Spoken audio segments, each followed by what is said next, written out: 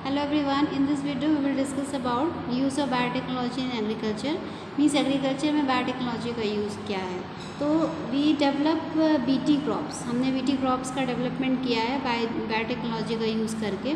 तो BT crops actually होती क्या है, जैसे आपको पता है कि हमारा जो पहले का टाइम था उसमें बहुत ही इनसे फार्मर्स के साथ सबसे बड़ी प्रॉब्लम ये थी कि जो जैसे सपोज़ कॉटन है या हम कोई क्रॉप्स लगाते हैं तो क्रॉप्स में सिंपली क्या होता है, उस पर कोई इंसेक्ट या पेस्ट अटैक करके उसको डिस्ट्रॉय कर देता है, पूरी क्रॉप्स ख़राब हो जाती थी।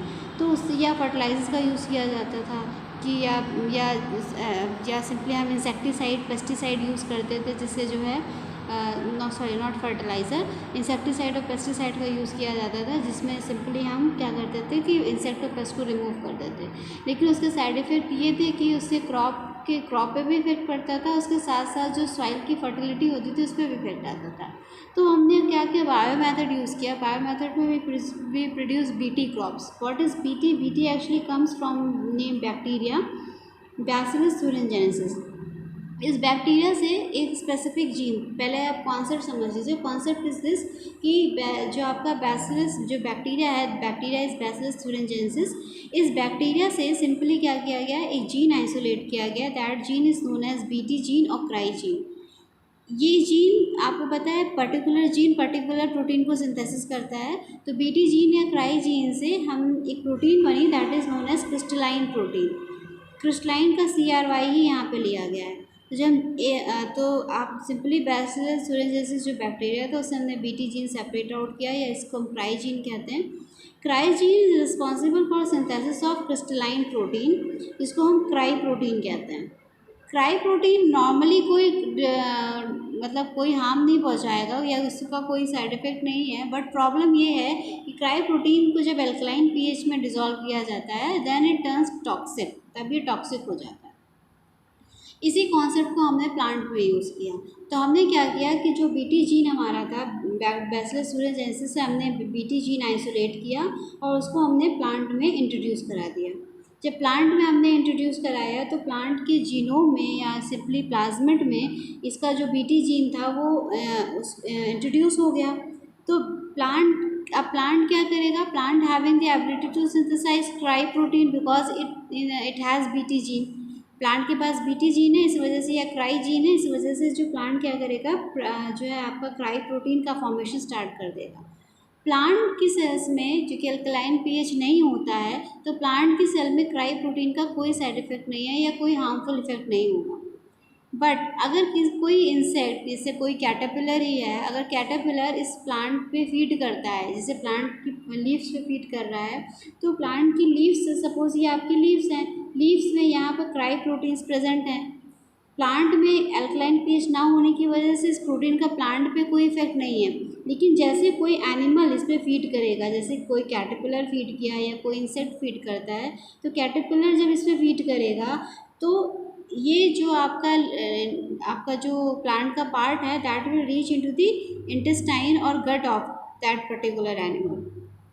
तो जब ये इंसेक्ट या कैटरपिलर जब इसे फीड करेगा तो ये जो पार्ट है जिसमें आपका क्राई प्रोटीन प्रेजेंट है, वो पार्ट आपके एनिमल के या इंसेक्ट के गट में चला जाएगा। जब गट में पहुंचेगा तो you know well that when the gut has alkaline pH. Alkaline pH होने की वजह से जो आपकी क्राई प्रोटीन होगी इट टर्न टॉक्सिक। जो आपकी क्राई प्रोटीन है that bind with the cell epithelial cell of the gut and cause perforation in it. So water जब इसमें परफोरेशन हो जाएगा, या सपोज ये गट की वॉल है, गट की वॉल से जो क्राई प्रोटीन बाइंड हो जाती है और उसमें परफोरेशन कॉज करती है। परफोरेशन मतलब सेल से गैप्स बन जाते हैं, और गैप बनने की वजह से वाटर एंटर कर जाता है और जो आपका कैटरपिलर जो गट होती है या जो सेल होती है वो ब्रस्ट करके ख़त्म हो जाती है, डेड हो जाती है। तो टॉक्सिक होने की वजह से या इसके बाइंड होने की वजह से जो आपका एनिमल है जो वो वहीं पे ख़त्म हो जाता है, उसकी इमीडिएटली डेथ हो जाती है। तो डेथ होने की वजह से ये क्रॉप हमारी प्रोटेक्टेड रहती है। So this one is the use of biotechnology in agriculture field. अलग अलग तरीके से क्वेश्चन पूछे जाते हैं. What is BT crop, what are cryogene, what is the use of biotechnology in agriculture, what is the use of cryogene in agriculture. इस तरीके से क्वेश्चन पूछे जाते हैं. बैचलर स्टूडेंट्स ये बात ध्यान में रखना कि बैचलर स्टूडेंट्स जैसे जब जीन लिखेंगे तो सी स्मॉल होगा, और जब हम प्रोटीन लिखते हैं तो सी जो है वो कैपिटल यूज़ करेंगे. तो सिंपली क्या किया हमने, बैक्टीरिया लिया, बैक्टीरिया से हमने डिज़ायर्ड जीन हमने आइसोलेट किया which is known as BT gene. इसको हमने हॉस्ट में यानी प्लांट में इंट्रोड्यूस करा दिया. प्लांट हमारा यहाँ पे act as a host. Plant में इंट्रोड्यूस कराने के बाद जो प्लांट का प्लाज्मिड था उसमें आपका बैक्टीरिया का प्लाज्मिड यानी जो बीटी जीन है वो इंट्रोड्यूस हो गया. अब जैसे जैसे रेप्लिकेट करेगा प्लांट के हर पार्ट में ये क्राई प्रोटीन प्रेजेंट होगी. क्राई जीन है तो क्राई जीन क्राई प्रोटीन का फॉर्मेशन करेंगे, तो हर पार्ट में आपकी क्राई प्रोटीन प्रेजेंट है. प्लांट पे कोई नुकसान इसका नहीं होगा क्राई प्रोटीन का, लेकिन जब एनिमल इस पर फीड करेगा तो जब एनिमल की गट में जब ये क्राई प्रोटीन पहुंचेगी तो एनिमल की गट में अल्कलाइन पीएच होने की वजह से जो गट होगी वो परफोरेटेड हो जाएगी और एनिमल की डेथ हो जाएगी. तो इस तरीके से जो बीटी क्रॉप्स होती हैं, बीटी क्रॉप्स यानी कि ऐसी क्रॉप्स जिनको हम कैटरपिलर्स या इंसेक्ट के अगेंस्ट हम रेजिस्टेंट बनाते हैं, जिससे उनमें कोई पेस्ट या इंसेक्ट का अटैक ना होने पाए. इसके कुछ एग्जांपल जैसे बीटी कॉटन है, बीटी ब्रिंजल है, बीटी सोयाबीन है, बीटी टोमेटो है. बीटी कॉटन को सबसे पहले 2002 में इंट्रोड्यूस कराया गया था, इसको फॉर्मेशन हुआ था इसका. तो इस तरीके से क्राइजीन और बीटी क्रॉप्स का ये इंपॉर्टेंस है.